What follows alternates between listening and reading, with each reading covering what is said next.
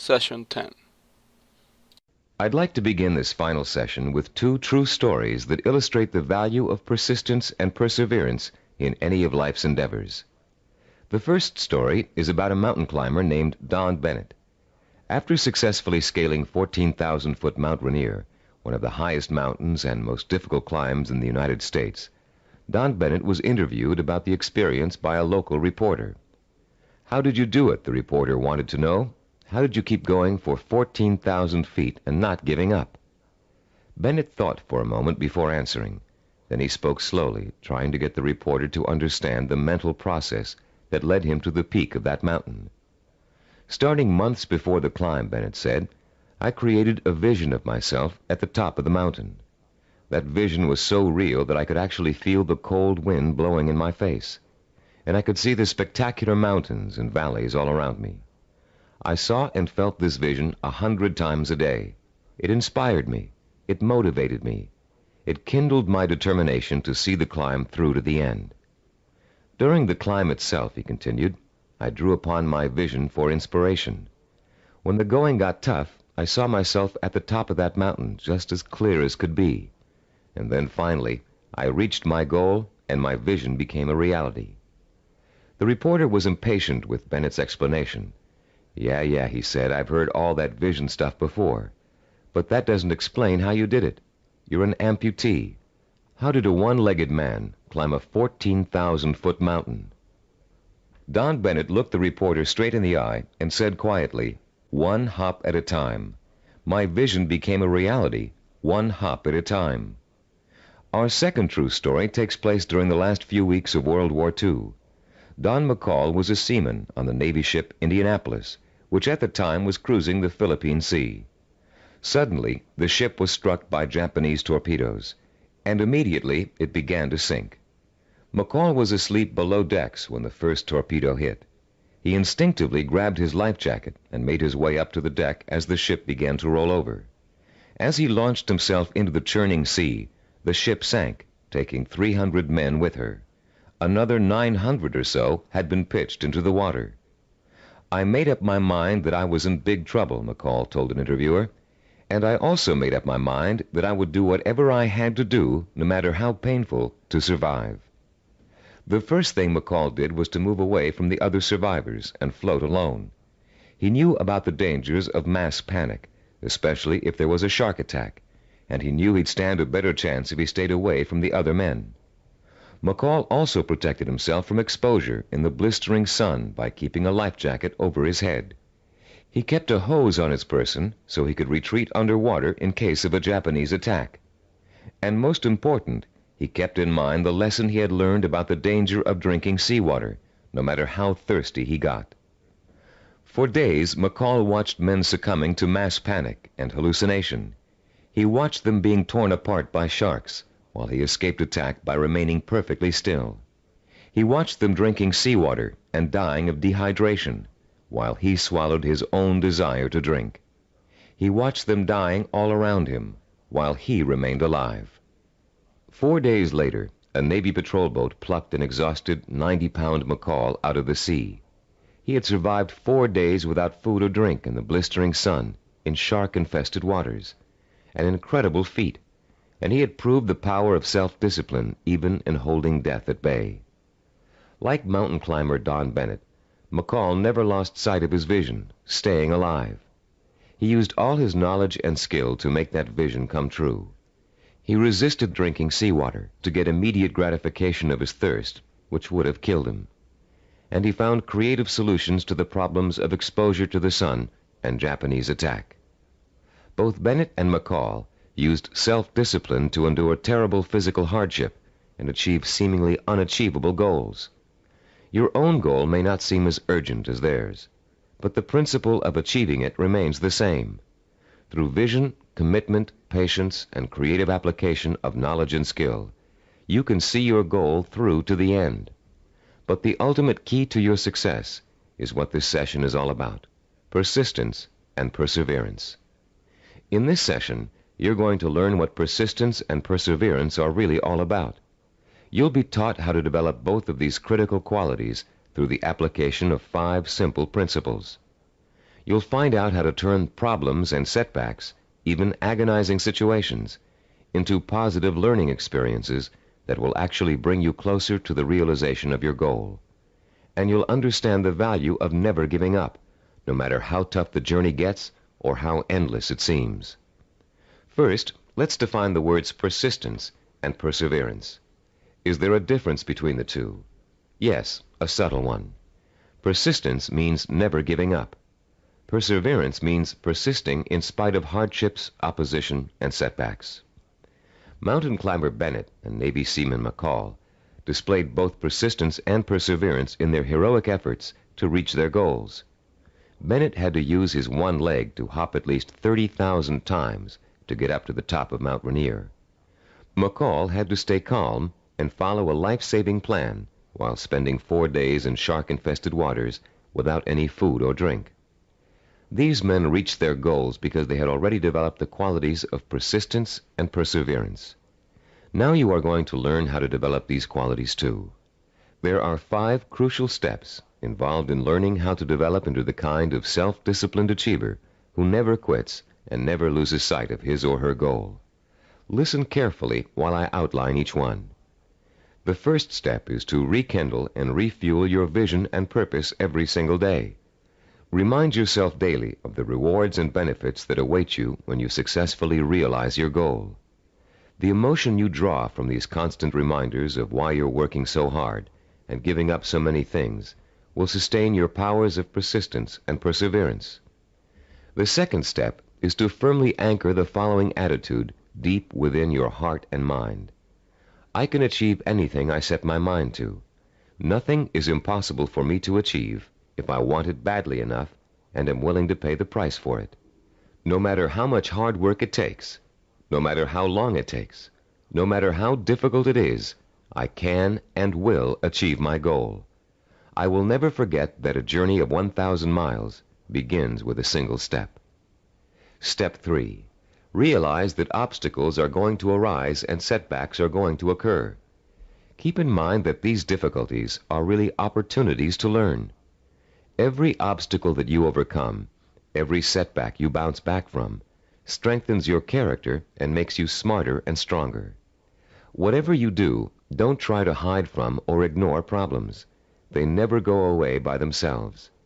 Meeting challenges squarely and solving problems creatively is at the heart of self-discipline and at the heart of achievement.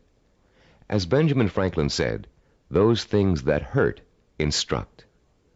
When your progress seems blocked, it means that it's time to increase your knowledge and look for creative solutions. This is the 4th step in developing persistence and perseverance. You may be doing the wrong things for the right reasons, and now is the time to find out. Start experimenting with taking different paths to your destination. But whatever you do, don't quit. Most people quit when things don't work out as they'd planned, or when they realize how much hard work they're going to have to do. Remember, a failure is someone who has not learned from his mistakes. Step 5. Turn your work into fun. Make what you have to do into something you want to do. Working towards a lifelong goal shouldn't feel like a sacrifice, because that goal is what you want more than anything in the world. If you follow these 5 steps faithfully, your long road to success will turn into an exciting journey of knowledge, discovery, challenge, and reward. And for as long as you feel you're making progress, even hard work and minor interferences won't shake you from your purpose. The real problem arises when a major setback occurs, especially if it's unforeseen. A seemingly insurmountable obstacle is often enough to make even the most determined achiever decide that the fight simply isn't worth it. Setbacks make people give up just at the point when they should not. How can you deal successfully with setbacks? How can you learn not to feel like a failure when it suddenly seems that all of your hard work may have been for nothing?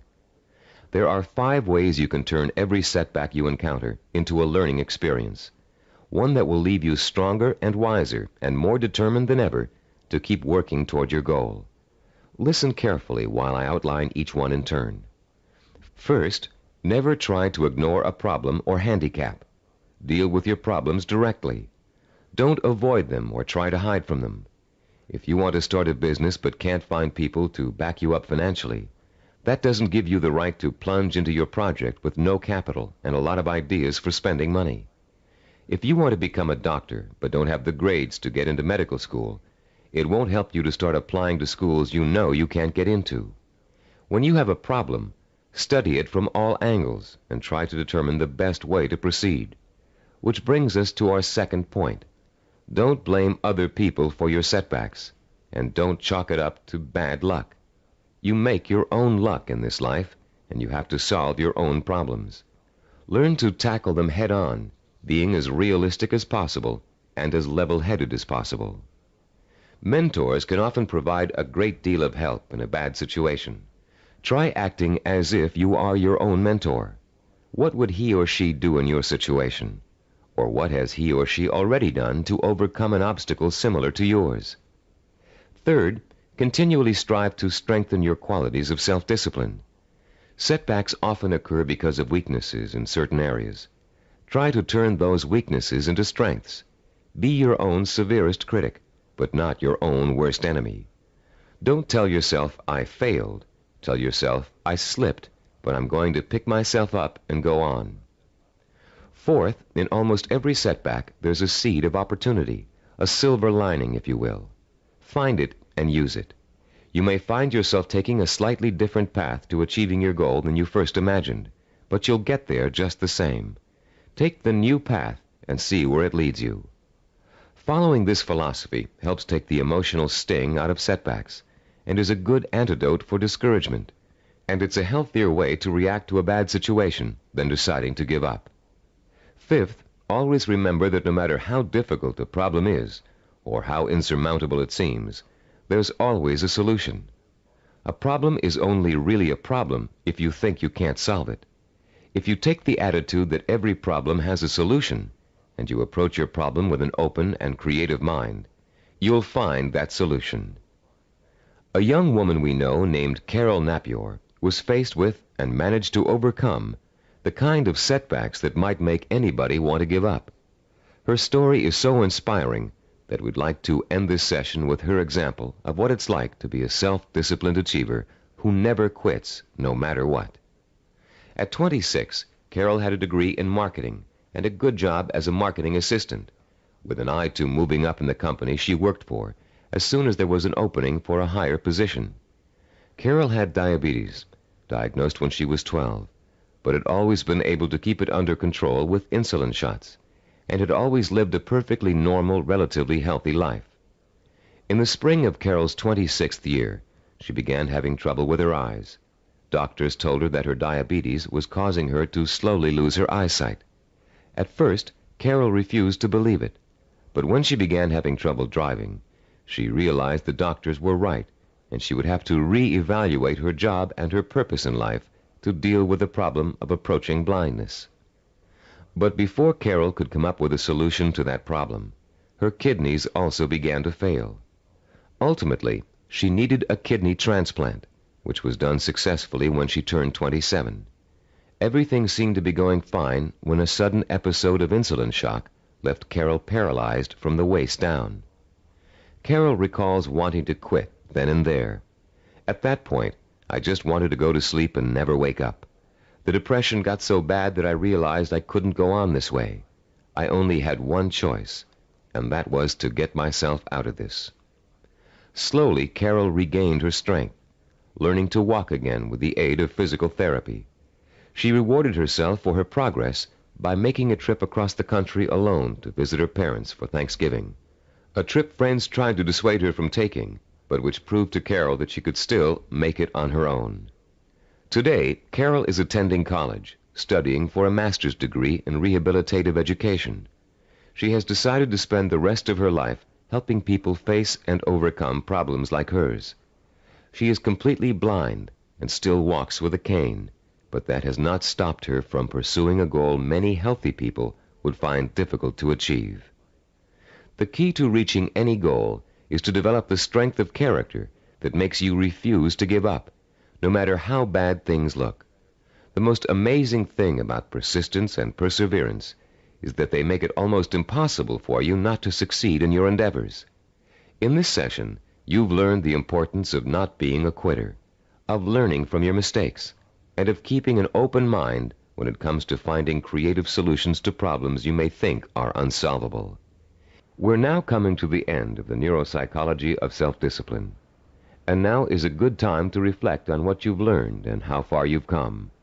It's also a good time to start thinking about how you're going to maintain and develop your self-disciplined character for the rest of your life, because the process of becoming an achiever never really ends.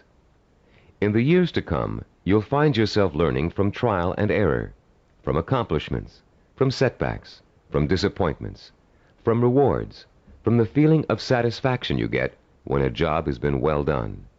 The more you achieve, the more you'll learn one of the greatest secrets of achievement. Success breeds success. Every small step you take on the road to your goal will make it easier to take the next step. And once you've achieved your goal, you'll probably find that there's another goal you want to achieve.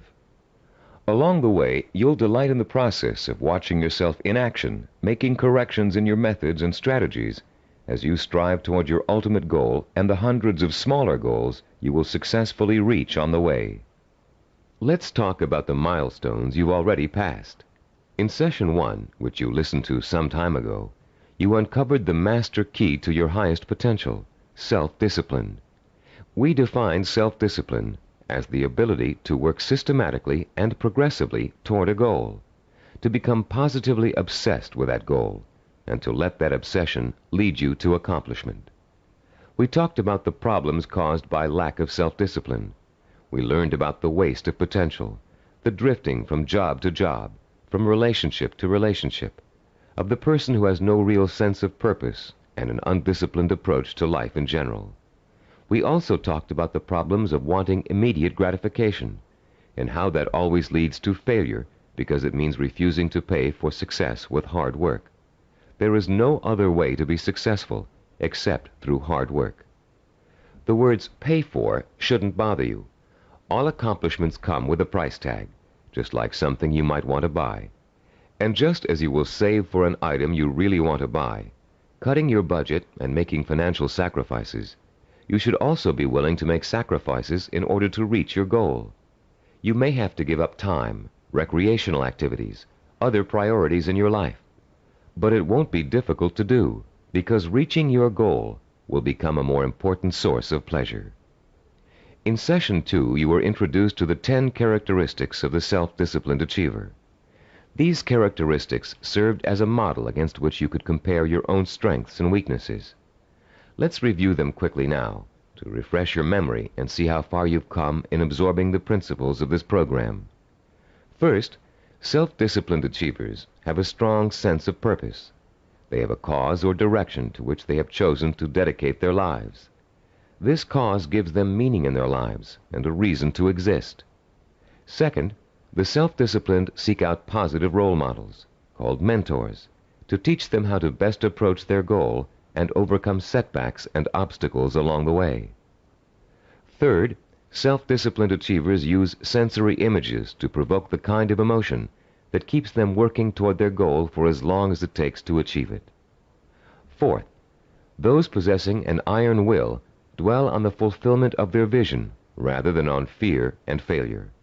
They have a positive attitude toward themselves and their goal and refuse to let setbacks get them down. Fifth, the self-disciplined achiever has a deep-rooted belief in his or her ability to achieve. This "I know I can do it" attitude is nurtured by their study of mentors and their realization that the only thing that stands between themselves and their goals is hard work and self-discipline. Sixth, self-disciplined achievers have the ability to plan and organize. They know that a goal can never successfully be reached in a haphazard way. They understand that they must map out a blueprint for success if they are ever to realize their highest ambitions. Seventh, they know how and when to acquire the essential knowledge and skills they need to achieve their goals. This comes from the planning and organization work they did earlier. Eighth, self-disciplined achievers have patience. They understand the concept of seasoning and its importance in reaching any goal. Time does not frighten them. Ninth, People who achieve their goals do so through persistence and perseverance. They are stubborn in their efforts to achieve, and they never give up. 10th, self-disciplined achievers have a mature attitude toward pleasure. Rather than seeking any diversion that will temporarily make them feel better, they take the most pleasure in doing the work that will help them achieve their goal. How many of these 10 characteristics did you remember? We suggest you play Session 2 over and over again until you can recall every one of them without prompting. Making these qualities a part of your own personality is what acquiring self-discipline is all about. And the more you listen to them, the more you think about them, the more they will become a part of your own life. In Session 3, we delved deeply into the scientific basis for this program. You learned how the key to success is developing the kind of constant internal motivation that keeps you on course through problems and setbacks, through temporary boredom or fatigue, through periods of doubt or discouragement. And you found out why other motivational programs fail to give you the sustenance you need to pursue your goal for weeks, months, or years. You learned about Dr. Carl Pribram's research into images of achievement and the critical role they play in motivating people to be successful. Dr. Pribram's discovery of the power of sensory-rich images to provoke the drive of motivation made the creation of this unique program possible. In Session 4, we discussed the power of purpose. Here you learn to focus your energy like a laser beam on what you want to accomplish. You learned how your macro or major purpose really could be broken down into a series of micro or minor achievements. You heard examples of how well-known achievers tackled major goals by turning them into step-by-step plans for success that they could deal with one at a time. In the same session, you participated in a fascinating exercise that let you pinpoint, perhaps for the first time, what your most important goal in life really is. You then used that goal to create a statement of purpose that would stand as a beacon in your quest for achievement. In Session 5, we talked about mentors and role models. You learned about the process of modeling, the basis for human learning. We talked about how models are both a blueprint and an inspiration for our own activity and our own growth. You learned how models help shorten the trial and error process we must all go through before chalking up an accomplishment. You also learned how to choose a role model and how to turn that model into an inspirational but not awe-inspiring figure. You learn the value of realizing that your role model has faults and weaknesses just as you do, but has succeeded in spite of them. In Session 6, you learned how to translate your purpose into sensory images that would fuel your inner fire of determination and ambition. And you learn how to daily reinforce your mental images of achievement, to make them a permanent part of your body and mind. In Session 7, you were introduced to visual network planning. This planning system applies to any endeavor from making a movie to making a run for the presidency. The system works by breaking down what you want to accomplish into logical building blocks. It helps you keep track of your achievements over a long period of time and is a reward in itself for work well done. In the same session, you learned to become a storyteller. The story was that of your own success. You used your rich powers of imagination and your best verbal skills to detail the steps you took to accomplish your most important goals. In Session 8, you learned about the self-disciplined achiever's attitude toward time. You learned how achievers value patience, how they oppose the kind of quick-fix mentality that leads to general dissatisfaction with life, and how they use single-minded hard work to experience time quickening, a sensation that time is passing much more rapidly than it really is. You also learned about the problem of procrastination, its psychological causes, and the ways in which you can overcome it. You learned why it is considered the single most important cause of failure, and why it's so important for you to develop a do-it-now attitude before you try to do anything else. In Session 9, you learned how to plan to acquire the knowledge and skills you need in order to achieve your goals. You were introduced to the concept of mega-learning, a powerful 4-step system that enables you to master any subject, no matter how difficult or complex. You also learned how knowledge is the building block of creativity. you were introduced to a 4-step process that lets you creatively channel your knowledge toward the kind of action that will help you achieve your goals. And you learned that your belief in your ability to learn is 90% of the learning process. Finally, in Session 10, you learned how to develop the powers of persistence and perseverance, the critical characteristics that will see you through to the successful completion of your vision and purpose, no matter how long it takes or how difficult it is. You heard several inspiring stories about people who persevered and achieved their goals through extreme hardship and even physical danger. And now, as we come to the conclusion of this program, I'd like to point out that acquiring self-discipline is a never-ending process. There won't come a day when you wake up in the morning and say, "Yes, I'm finally self-disciplined now. There's nothing more I need to do to develop strength of character and determination of will." Self-discipline requires a lifetime of commitment. This doesn't mean you won't develop the habits of self-discipline in a relatively short period of time. It simply means that you must always be vigilant about how you are approaching your goals and what your purpose in life really is. It's all too easy to get sidetracked in something that feels comfortable, but is not what you really set out to achieve.